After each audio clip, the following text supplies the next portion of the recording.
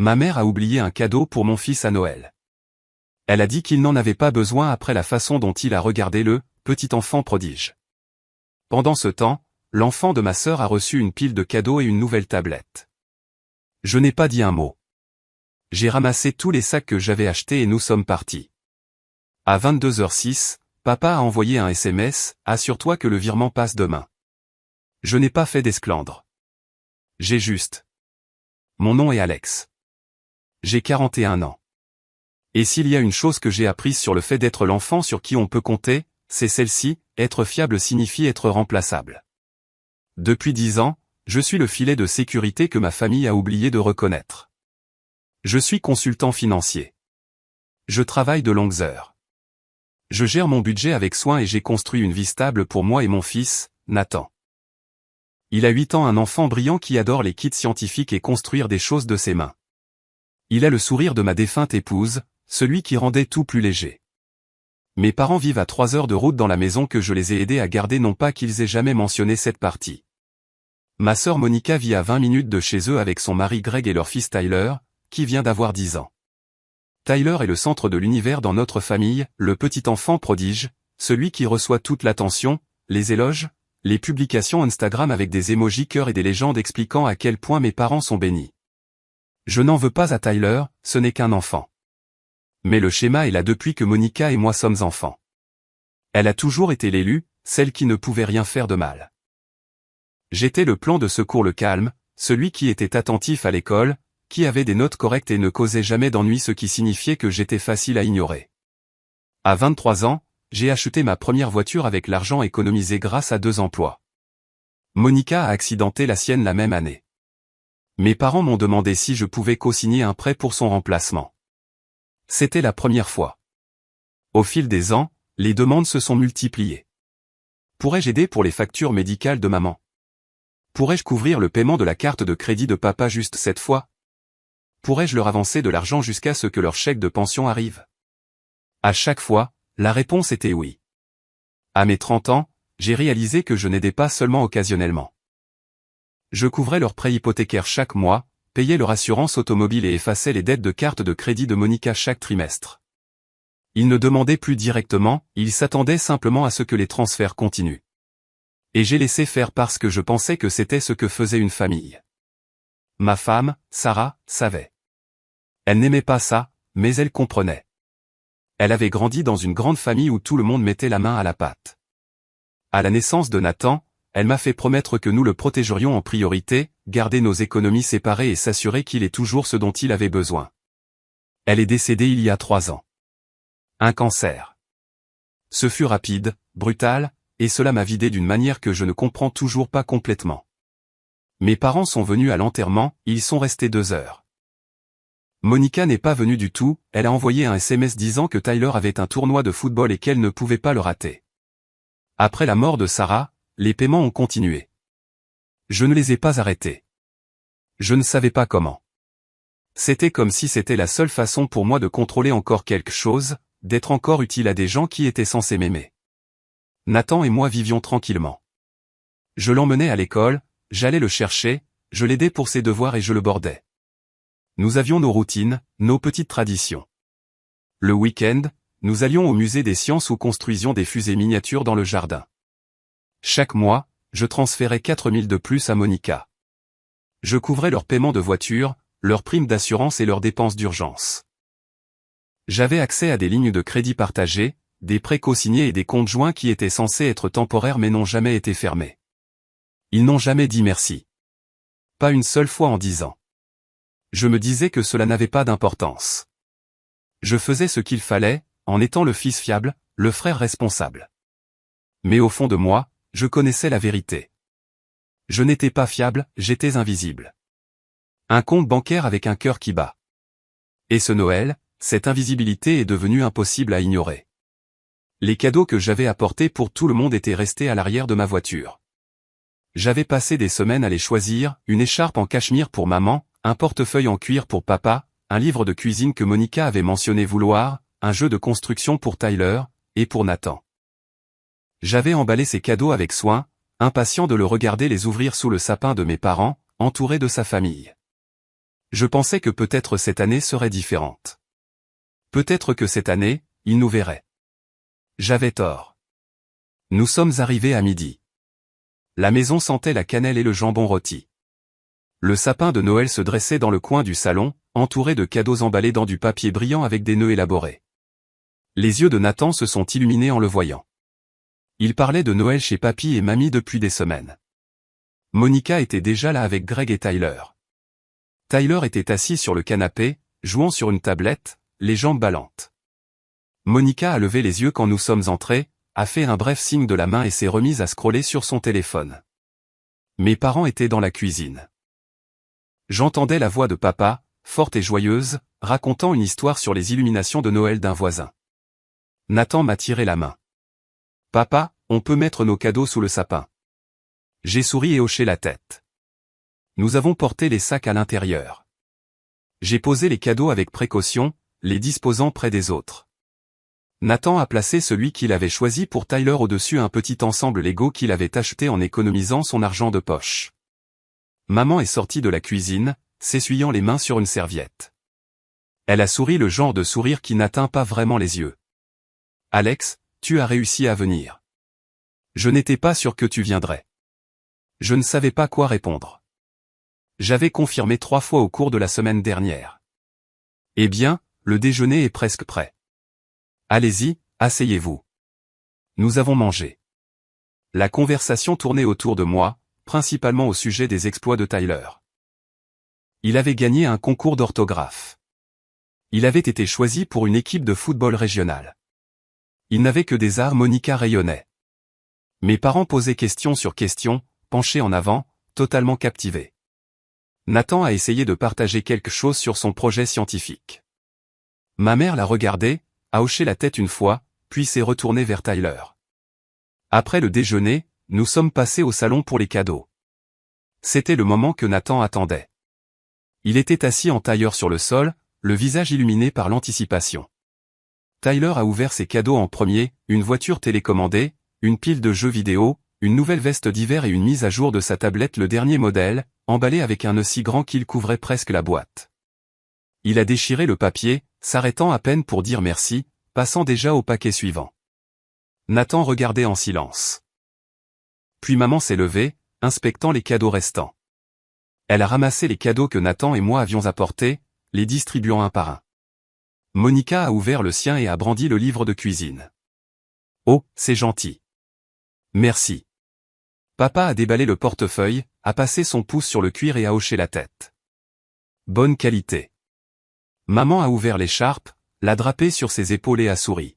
« Très attentionné, Alex. » Puis elle a regardé Nathan. Elle a incliné la tête, son expression changeant pour devenir quelque chose que je ne pouvais pas tout à fait déchiffrer.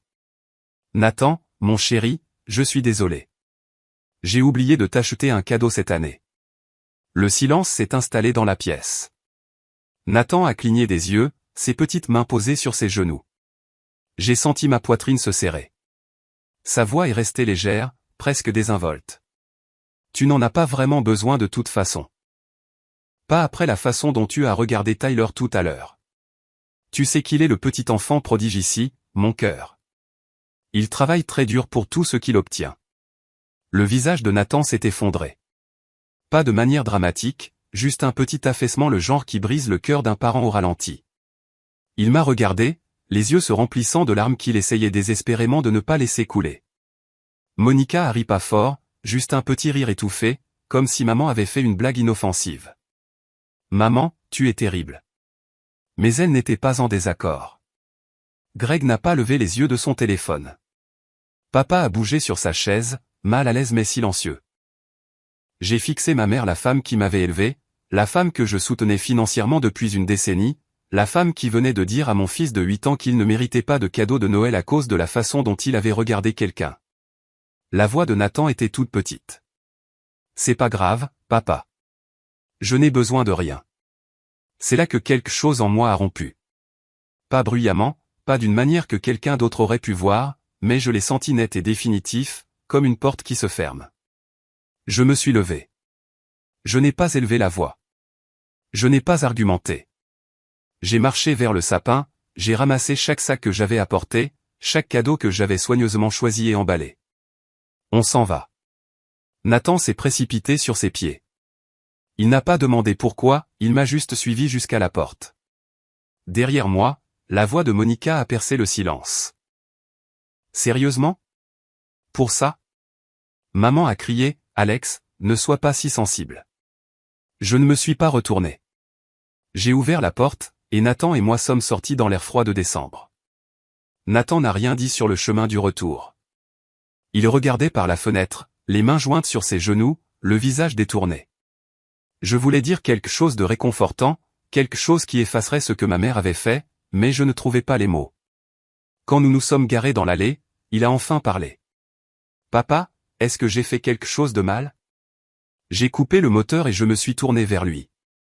Ses yeux étaient rougis. Ma gorge était serrée. Non, bonhomme. Tu n'as rien fait de mal. Il a hoché la tête lentement, mais je voyais bien qu'il ne me croyait pas. À l'intérieur de l'appartement, j'ai remis les cadeaux dans le placard. Nathan est allé dans sa chambre sans qu'on lui demande. J'ai entendu le léger clic de sa porte se fermer.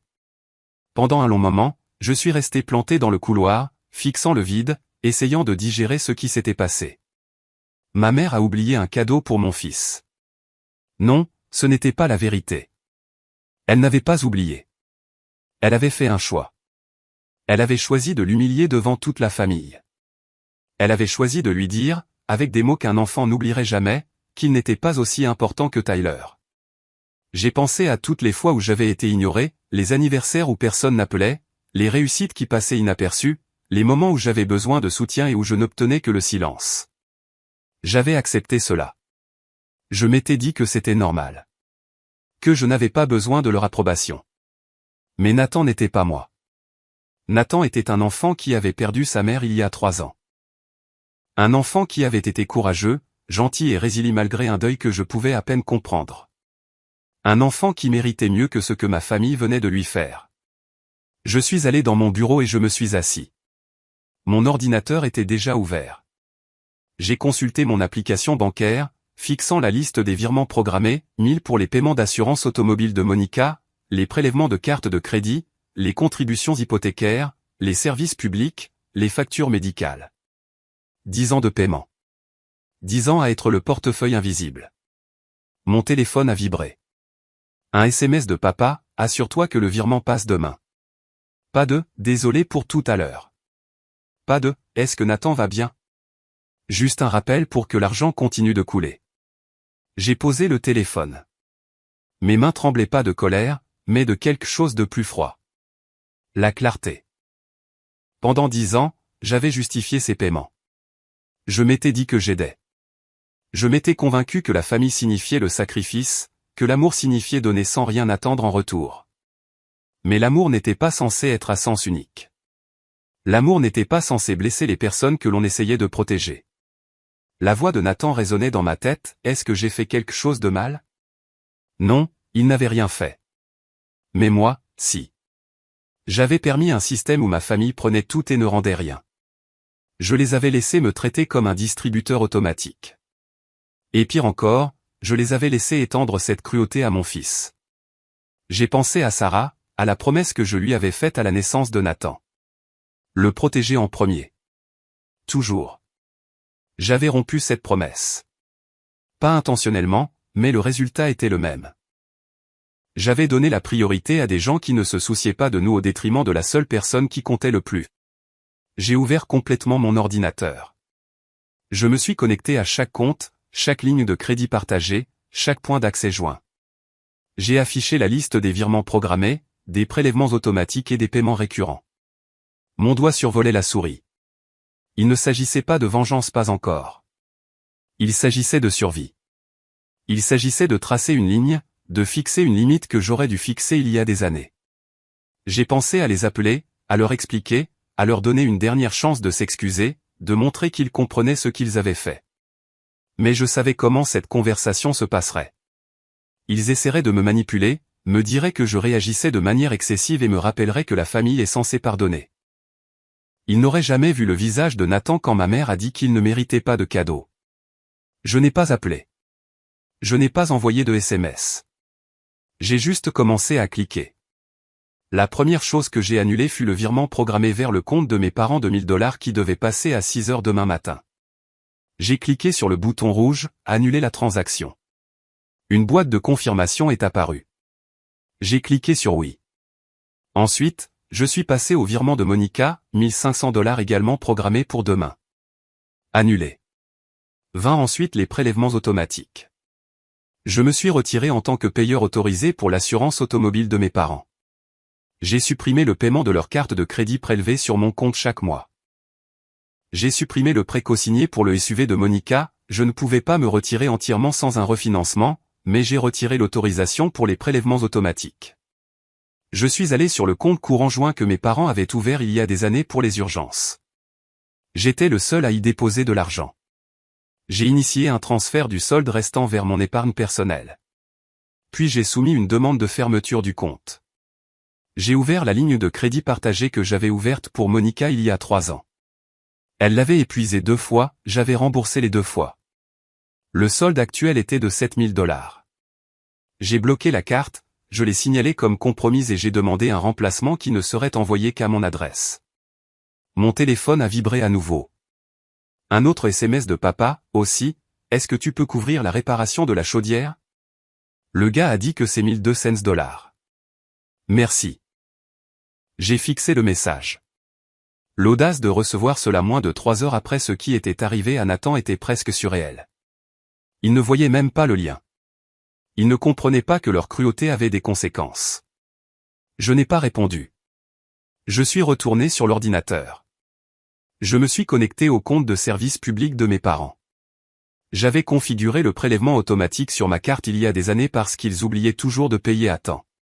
J'ai supprimé mon mode de paiement. Je ne l'ai remplacé par rien. La prochaine facture serait rejetée. J'ai fait de même pour leur Internet, leur forfait téléphonique, qui incluait la ligne de Monica et celle de Tyler, leur service de streaming et la surveillance de leur domicile. Quand j'ai eu fini, il était plus de minuit. J'avais rompu tous les liens financiers auxquels je pouvais accéder immédiatement. Pour ceux qui nécessitaient plus de paperasse, comme les prêts cosignés et les comptes joints, je les ai marqués pour un suivi. Je devrais me rendre dans une agence bancaire, peut-être avec un avocat. Je me suis adossé à ma chaise, fixant l'écran. L'appartement était silencieux. Nathan dormait. Le seul son était le ronronnement du réfrigérateur dans la cuisine. Je ne ressentais rien ni colère, ni culpabilité, juste un étrange calme vide. J'ai pensé à les appeler, à les prévenir, à leur donner une chance de s'excuser pour arranger les choses avant que le contre-coup ne les frappe. Mais je savais comment cela se passerait. Ils minimiseraient la chose. Diraient que Nathan faisait du cinéma. Me diraient que je les punissais pour une seule erreur. Sauf que ce n'était pas une seule erreur. C'était 10 ans de profit, 10 ans d'effacement, 10 ans à être invisible jusqu'à ce qu'ils aient besoin de quelque chose. J'ai ouvert mes emails. J'ai rédigé un message pour mon père. Je ne l'ai pas envoyé, je l'ai juste tapé, laissant les mots là sur l'écran. Tu m'as envoyé un SMS pour t'assurer que le paiement passerait demain. Ce ne sera pas le cas. Aucun d'entre eux ne passera. J'ai annulé chaque virement, chaque prélèvement, chaque compte partagé. Vous comprendrez pourquoi. Je l'ai enregistré comme brouillon. Je ne l'ai pas envoyé. Pas encore. Mon téléphone a vibré à nouveau. Cette fois, c'était Monica, maman a dit que tu avais pété les plombs et que tu étais parti. C'est quoi ton problème? J'ai posé le téléphone face contre table sur le bureau. Je n'avais pas l'énergie d'expliquer à quelqu'un qui ne comprendrait jamais. Monica avait passé sa vie entière à tout recevoir sur un plateau. Elle n'avait jamais eu à se battre pour être reconnue, jamais eu à mendier une place à table. Elle ne verrait pas cela comme une justice, elle le verrait comme de la cruauté. Mais c'était son problème maintenant, plus le mien. J'ai fermé l'ordinateur. Demain matin, les paiements automatisés échoueraient. À midi, il commencerait à recevoir des alertes. Le soir, il réaliserait l'ampleur de ce que j'avais fait, et je serais ici, à construire une nouvelle frontière qu'il ne pourrait pas franchir. Le premier appel est arrivé à 7h43. J'étais en train de préparer le petit déjeuner de Nathan, des œufs brouillés et du pain grillé quand mon téléphone a commencé à vibrer sur le comptoir. Le nom de papa a illuminé l'écran. J'ai laissé sonner. C'est passé sur la messagerie. Il a rappelé à 7h51. Puis 8h02. Puis 8h14. Nathan a levé les yeux de ses céréales. Tu ne vas pas répondre? Pas maintenant, bonhomme. À 9h, j'avais 12 appels manqués, 6 de papa, 4 de maman, 2 de Monica. Une série de textos s'accumulait, chacun plus frénétique que le précédent. Le paiement de l'hypothèque a été rejeté. Appelle-moi, Alex. Qu'est-ce qui se passe? La banque a envoyé un avis. Ce n'est pas drôle. Le paiement de ma voiture n'est pas passé. Règle ça. J'ai mis mon téléphone sur silencieux et j'ai emmené Nathan à l'école. Il était plus calme que d'habitude. Quand je l'ai déposé, il m'a serré dans ses bras plus fort que d'ordinaire, comme s'il avait peur que je disparaisse. J'ai promis que j'irais le chercher à l'heure. J'ai promis que nous construirions le nouveau kit de fusée qu'il demandait. Quand je suis revenu à l'appartement, j'ai enfin ouvert la série de messages. Il y en avait 27 maintenant. Le ton était passé de la confusion à la colère, puis au désespoir. Je ne sais pas ce que tu essaies de prouver, mais c'est sérieux. La banque menace de nous donner des pénalités. Appelle-moi maintenant, Alex. S'il te plaît. Quoi que nous ayons fait, nous pouvons en parler. Règle juste les paiements. Est-ce que tu fais vraiment ça à cause d'hier? Grandis un peu. Tyler pleure parce que je ne peux plus payer ses frais de soccer maintenant. Je me suis assis à la table de la cuisine et j'ai ouvert mon ordinateur portable. Je me suis connecté à ma messagerie et j'ai affiché le brouillon du message que j'avais écrit hier soir. Je l'ai lu une fois, puis je l'ai supprimé. Je ne leur devais pas d'explication, ils ne comprendraient pas. Au lieu de cela, j'ai rédigé un nouveau message. Court, direct, définitif, j'ai fini. Je l'ai envoyé aux 3, puis j'ai mis la discussion de groupe en sourdine. Mon téléphone a sonné à nouveau. Cette fois, c'était papa qui appelait depuis le téléphone de maman, pensant probablement que j'avais bloqué son numéro. J'ai répondu. Je n'ai pas dit bonjour. Alex, qu'est-ce qui se passe, bordel? Le paiement de l'hypothèque n'est pas passé. On va se prendre des frais de retard. Ce n'est plus mon problème. Il y eut un silence. Puis sa voix changea, plus dure maintenant. Pas ton problème? Tu t'occupes de ça depuis des années. Tu ne peux pas juste arrêter. Je le peux. Et je l'ai fait. Il bafouilla. C'est à cause d'hier, n'est-ce pas? À propos de ce fichu cadeau de Noël. Ta mère a fait une erreur. Elle ne pensait pas à mal. J'ai senti quelque chose de froid s'installer dans ma poitrine. Elle a dit à mon fils qu'il ne méritait pas de cadeau à cause de la façon dont il regardait Tyler. Elle a dit ça devant tout le monde. Et aucun d'entre vous ne l'a arrêté. Il resta silencieux un moment. Nathan va bien. Les enfants sont résilients. Tu surréagis. Nathan m'a demandé s'il avait fait quelque chose de mal. Un enfant de 8 ans qui a perdu sa mère il y a 3 ans m'a demandé s'il était le problème parce que ta femme a décidé de l'humilier à Noël. Son ton changea de nouveau, plus doux maintenant, presque suppliant. D'accord, écoute, je comprends. Ta mère n'aurait pas dû dire ça, mais nous punir tous n'est pas la solution. Nous avons besoin de cet argent, Alex. Tu sais que nous ne pouvons pas payer l'hypothèque sans toi. Alors vendez la maison. La ligne devint silencieuse. J'ai continué. Vous avez eu 10 ans de soutien gratuit. J'ai couvert votre hypothèque, vos factures, vos cartes de crédit, les prêts de Monica. Je l'ai fait parce que je pensais que c'était ce que faisait une famille. Mais une famille n'humilie pas les enfants. Une famille ne prend pas et ne prend pas encore sans jamais dire merci. C'est ridicule. Tu es vindicatif. Non, j'en ai fini. J'ai raccroché. Mes mains étaient stables. Mon cœur était calme. Pour la première fois en 10 ans, j'avais l'impression d'être celui qui commandait. J'ai passé les 2 jours suivants à monter un dossier. Pas pour un procès, pas pour une vengeance, mais pour me protéger. Je devais m'assurer qu'ils ne pourraient pas s'en prendre à moi légalement, qu'ils ne pourraient pas prétendre que je leur devais quoi que ce soit, qu'ils ne pourraient pas m'entraîner à nouveau dans leur chaos. J'ai commencé par rassembler les dossiers, chaque relevé bancaire des 10 dernières années. Chaque transfert, chaque paiement automatique, chaque transaction de compte partagé. Je les ai téléchargés en format PDF, organisés dans des dossiers par année et par catégorie, paiements hypothécaires, paiement de cartes de crédit, assurance auto, services publics, factures médicales, prêts de Monica, dépenses d'urgence. Les chiffres étaient effarants. Au cours de la dernière décennie, j'avais transféré plus de 480 000 $, près d'un demi-million. De l'argent qui aurait pu aller dans le fonds d'études de Nathan, dans des investissements, dans la construction d'un avenir pour nous. Au lieu de cela, il s'était évanoui dans un trou noir de sentiments d'impunité et d'ingratitude. J'ai tout imprimé. Le papier s'empilait sur mon bureau, monument physique de 10 ans de sacrifices invisibles. Ensuite, j'ai récupéré les messages textes. J'ai fait défiler des années de conversation, prenant des captures d'écran de chaque demande, chaque urgence, chaque chantage affectif. Papa demandant de l'aide pour la chaudière. Maman demandant si je pouvais couvrir ses frais de prescription. Monica demandant juste un peu d'aide pour les frais de scolarité de l'école privée de Tyler. Pas une seule fois l'un d'entre eux n'avait dit merci. Pas par écrit, du moins. Peut-être l'avait-il dit en personne, nonchalamment, comme on remercie un serveur. Mais il n'y avait aucune trace de gratitude, aucune reconnaissance de ce que je faisais. J'ai sauvegardé chaque capture d'écran, les ai organisées par ordre chronologique et les ai ajoutées au dossier. Ensuite, je me suis attaqué aux documents juridiques. J'ai sorti les prêts cosignés, les comptes joints, les lignes de crédit partagées. J'ai fait des copies de chaque accord, de chaque page de signature, de chaque avenant. J'ai surligné les sections qui décrivaient mes responsabilités et les leurs. Pour le cosignataire de l'hypothèque, j'ai confirmé que mon nom n'était pas sur l'acte de propriété. J'étais un garant, pas un propriétaire. Cela signifiait que je n'avais aucun droit légal sur la maison, mais il ne pouvait pas non plus me forcer à continuer de payer.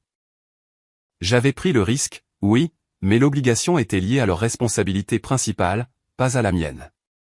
Pour le prêt du SUV de Monica, la même chose s'appliquait. J'étais le cosignataire. Si elle faisait défaut, la banque pouvait s'en prendre à moi, mais je pouvais aussi la forcer à refinancer ou à vendre le véhicule. J'ai signalé cela pour mon avocat. Le jeudi après-midi, je suis allé voir un avocat. Son nom était Marcus Chin. Il était spécialisé dans les litiges financiers familiaux. Je l'avais trouvé par l'intermédiaire d'un collègue, quelqu'un qui avait traversé un divorce difficile et qui disait le plus grand bien de la capacité de Marcus à démêler des situations compliquées. Le bureau de Marcus était situé en centre-ville, dans un immeuble élégant aux murs de verre et au mobilier moderne. Je me suis assis en face de lui à une table de conférence polie et j'ai disposé les dossiers. Il les a feuilletés, l'expression neutre, prenant des notes sur un bloc légal. Lorsqu'il eut terminé, il leva les yeux vers moi. C'est substantiel. Depuis combien de temps les soutenez-vous ? 10 ans. Il hocha lentement la tête. Et ils n'ont jamais formalisé d'accord de remboursement ? Aucun contrat écrit. J'ai secoué la tête. C'était juste tacite. Il demandait, je donnais. Marcus se renversa dans sa chaise. Voici la bonne nouvelle, vous n'êtes pas légalement obligé de continuer à les soutenir. Les prêts cosignés sont plus délicats, mais nous pouvons nous en occuper. La plus grande préoccupation est de savoir s'ils pourraient essayer de prétendre que vous avez passé des accords verbaux ou fait des promesses implicites. Ils essaieront. Mon père a déjà dit, tu t'occupes de ça depuis des années et tu ne peux pas juste arrêter au point. Marcus sourit, non sans gentillesse. Ce n'est pas un argument juridique. C'est de la culpabilité. Et la culpabilité ne tient pas devant un tribunal. Il m'a expliqué les étapes suivantes. Nous enverrions des avis formels aux sociétés de prêt, les informant que je retirais mon consentement pour les paiements automatiques et demandant une documentation sur mes obligations. Pour les comptes joints, nous les fermerions et redistribuerions les soldes restants. Pour la ligne de crédit partagée, nous la bloquerions et négocierions un règlement ou un plan de remboursement. Il m'a également suggéré de tenir un journal détaillé de toute tentative de leur part pour me contacter, surtout si ces tentatives incluaient des menaces, du harcèlement ou de la manipulation. Et s'ils essaient de me poursuivre ? Marcus m'a regardé droit dans les yeux. Pourquoi ? Vous leur avez donné de l'argent volontairement.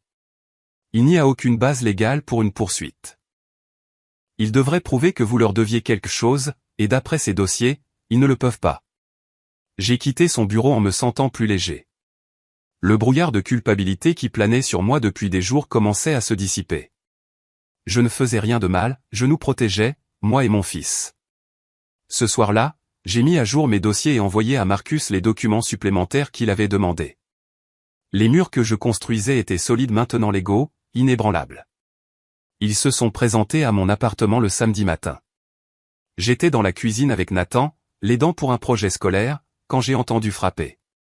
3 coups secs, puis la voix de mon père appelant mon nom à travers la porte. Nathan leva les yeux écarquillés. « Reste ici, bonhomme. » Je suis allé à la porte et je l'ai ouverte. Mes parents se tenaient dans le couloir. Le visage de maman était tendu, ses yeux rougis. Papa avait l'air épuisé, la mâchoire serrée. Derrière eux, Monica se tenait près de l'ascenseur, les bras croisés. « Nous devons parler. » Il n'y a rien à dire. Maman fit un pas en avant. « Alex, s'il te plaît. C'est allé trop loin. Nous ne pouvons pas payer l'hypothèque. La banque menace de saisir la maison. Alors vendez la maison. » Elle tressaillit comme si je l'avais giflée. « C'est notre maison. Nous y vivons depuis 30 ans. Tu ne peux pas simplement nous l'enlever. » Je n'ai rien enlevé. J'ai arrêté de donner. La voix de papa monta. « Tu paies l'hypothèque depuis 10 ans. Tu ne peux pas juste arrêter. Nous allons tout perdre. Vous avez eu 10 ans pour comprendre comment établir un budget sans moi. Vous avez choisi de ne pas le faire. » Monica s'avança. « C'est insensé, Alex. Tu nous punis tous parce que maman a fait un commentaire stupide. » Je l'ai regardé. « Un commentaire ? Elle a dit à Nathan qu'il ne méritait pas de cadeau de Noël devant tout le monde. Et tu as ri. » Le visage de Monica s'empourpra. Je n'ai pas ri de lui. Je riais du fait que maman était déplacée. Ce n'est pas la même chose. C'était la même chose pour Nathan. La voix de maman se brisa. Je ne voulais pas le blesser. Je plaisantais. Je pensais qu'il comprendrait. Il a 8 ans. Il a perdu sa mère il y a 3 ans. Et tu lui as dit qu'il n'était pas aussi important que Tyler. Quelle partie de cela était censée être drôle ? Elle commença à pleurer de petits sanglots saccadés qui m'auraient peut-être ému il y a une semaine. Maintenant, il ressemblait juste à de la manipulation. Bien. Ta mère a fait une erreur. Elle est désolée. Pouvons-nous passer à autre chose maintenant ? Non. Le mot resta suspendu dans l'air, simple, définitif. L'expression de papa se durcit. Tu vas vraiment détruire cette famille pour un cadeau de Noël ? Je ne détruis rien. Je me retire. Vous avez tous été parfaitement capables de prendre soin de vous-même, vous ne l'avez juste pas fait parce que j'étais toujours là pour combler les manques. Maman essuya ses yeux. Nous ne pouvons pas nous permettre la maison sans toi. Tu comprends ça ? Nous devrons déménager. Nous allons tout perdre. Alors déménagez. Prenez plus petit. Prenez un appartement. Faites ce que font des millions de gens quand ils ne peuvent pas se permettre leur train de vie. La voix de Monica devint tranchante. Tu es un bâtard sans cœur. Tu le sais ? Je l'ai regardé. J'ai remboursé tes cartes de crédit 2 fois. J'ai couvert les frais de l'école privée de Tyler pendant 3 ans. J'ai co-signé ton prêt auto et je ne t'ai jamais demandé un seul dollar en retour, mais c'est moi qui n'ai pas de cœur. Elle ouvrit la bouche, puis la referma. Elle n'avait pas de réponse. Nous trouverons une solution. Nous en trouvons toujours une. Mais ne viens pas pleurer chez nous quand tu auras besoin de quelque chose. Je n'irai pas. J'ai commencé à fermer la porte. La voix de maman m'arrêta. S'il te plaît, Alex, ne fais pas ça. Nous sommes ta famille. Je l'ai regardé. Pendant un instant, j'ai vu la femme qui m'avait élevé, celle qui me préparait mes déjeuners et m'aidait pour mes devoirs, celle qui m'avait appris à faire du vélo et à panser mes écorchures. Mais cette version d'elle ressemblait à un fantôme maintenant, enterré sous des années de favoritisme et de négligence. Une famille ne traite pas les gens comme vous avez traité Nathan. Une famille ne prend pas sans donner. Une famille ne te donne pas l'impression d'être invisible sauf quand elle a besoin de quelque chose. Elle ne répondit pas. Elle restait juste là, les larmes coulant sur son visage, les mains tremblantes. J'ai fermé la porte. Derrière elle, j'ai entendu la voix de papa, étouffée mais en colère. J'ai entendu Monica dire quelque chose de cinglant. Puis j'ai entendu des pas s'éloigner dans le couloir. Je suis retourné à la cuisine. Nathan était assis à la table, son projet oublié. Il me regarda, le visage pâle. Est-ce que grand-maman et grand-papa sont fâchés contre nous? Je me suis assis à côté de lui. Ils sont contrariés. Mais ce n'est pas ta faute. Est-ce que c'est à cause de Noël? C'est parce que je m'assure que nous soyons pris en charge d'abord. Toi et moi. C'est ce qui compte. Il hocha lentement la tête. Puis il demanda doucement, est-ce qu'on va encore les voir? Je ne sais pas, bonhomme. Peut-être pas avant un moment. Il resta silencieux un instant. Je ne pense pas en avoir envie. Je les serrai contre moi. Il a passé ses bras autour de moi, enfouissant son visage dans mon épaule. Pour la première fois depuis Noël, j'avais l'impression d'avoir fait ce qu'il fallait. Les retombées sont arrivées par vagues. Fin janvier, l'hypothèque de mes parents était officiellement en défaut de paiement. Ils avaient manqué 2 paiements, et la banque avait entamé une procédure de saisie. Ils ont mis la maison en vente en février, désespérés d'éviter l'impact sur leur crédit. Elle s'est vendue en dessous de sa valeur marchande. Ils ont emménagé dans un appartement de 2 chambres à l'autre bout de la ville, réduisant leur vie à des cartons et des regrets. La voiture de Monica a été saisie début mars. Elle avait manqué 3 paiements sur le prêt que j'avais co-signé. La banque s'est tournée vers moi, exigeant que je couvre le solde. Marcus a négocié un règlement. J'ai payé une fraction de ce que j'aurais dû, et Monica a dû se débrouiller seule pour son transport. Sa carte de crédit, celle liée à mon compte joint, a été fermée. Le solde de $7 000 est parti en recouvrement sous son nom. Je m'étais retiré du compte avant que la dette ne soit enregistrée, rompant ma responsabilité légale. Tyler a dû quitter l'école privée. Monica l'a inscrit à l'école publique locale, celle dont elle disait depuis des années qu'elle n'était pas assez bien pour son fils. Elle a posté à ce sujet sur les réseaux sociaux, présentant cela comme un nouveau chapitre et une leçon de résilience. Les commentaires étaient encourageants, mais je connaissais la vérité, elle se débattait. Papa a essayé de m'appeler encore quelques fois. Je n'ai pas répondu. Finalement, les appels ont cessé. Maman a envoyé une lettre en avril. Elle était écrite à la main, 3 pages d'excuses et d'explications. Elle disait qu'elle comprenait pourquoi j'étais contrarié. Elle disait que Nathan lui manquait. Elle disait qu'elle espérait que nous trouverions un jour un moyen de nous réconcilier. Je l'ai lu une fois, puis je l'ai classé. Peut-être qu'un jour je répondrai, mais pas aujourd'hui. Nathan et moi avons instauré un nouveau rythme. Nous avions plus d'argent maintenant, de l'argent qui ne disparaissait pas dans les urgences des autres. J'ai ouvert un fonds d'études pour lui, quelque chose que Sarah et moi avions toujours prévu de faire, mais que nous repoussions sans cesse car il y avait toujours une autre facture à payer. Nous avons pris des vacances en été, juste tous les 2. Nous sommes allés sur la côte, avons logé dans une petite cabane et passé une semaine à explorer les bassins de marée et à faire voler des cerfs-volants. Nathan a ri plus qu'il ne l'avait fait depuis des mois. Il a recommencé à parler de sa mère, partageant des souvenirs, posant des questions. C'était comme une guérison. À l'automne, j'ai obtenu une promotion au travail. Les heures supplémentaires que j'avais accumulées, la concentration que j'avais pu donner sans les distractions financières constantes, ont porté leurs fruits. Mon patron l'a remarqué. Mes collègues l'ont remarqué. Pour la première fois depuis des années, j'avais l'impression de construire quelque chose pour moi, pas seulement de maintenir une structure croulante pour des gens qui s'en fichaient. Nathan a rejoint un club de robotique à l'école. Il rentrait chaque semaine avec des histoires de circuits et de moteurs, le visage illuminé d'excitation. Il s'est fait des amis. Il a commencé à inviter des enfants à la maison pour jouer. Notre appartement s'est rempli de rires et de bruit, le genre de chaos qui ressemblait à la vie plutôt qu'à la survie.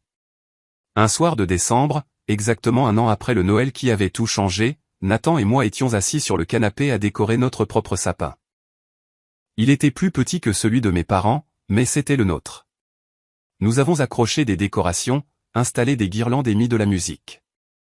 Nathan leva les yeux vers moi. « Papa, est-ce qu'on va chez grand-maman et grand-papa cette année ? » « Non, bonhomme. On reste ici. » Il hocha la tête. « C'est correct. Je préfère ça comme ça. » Je l'ai serré contre moi. Moi aussi. Plus tard cette nuit-là, après que Nathan fut allé se coucher, je me suis assis près du sapin, regardant les lumières vaciller. Mon téléphone était silencieux, pas de textos frénétiques, pas de chantage affectif, pas de rappel de paiement. J'ai pensé à l'année écoulée, la colère, la peur, les moments où je m'étais demandé si j'avais fait la bonne chose. Mais assis là, dans la chaleur tranquille de notre appartement, je connaissais la réponse. Je nous avais choisis.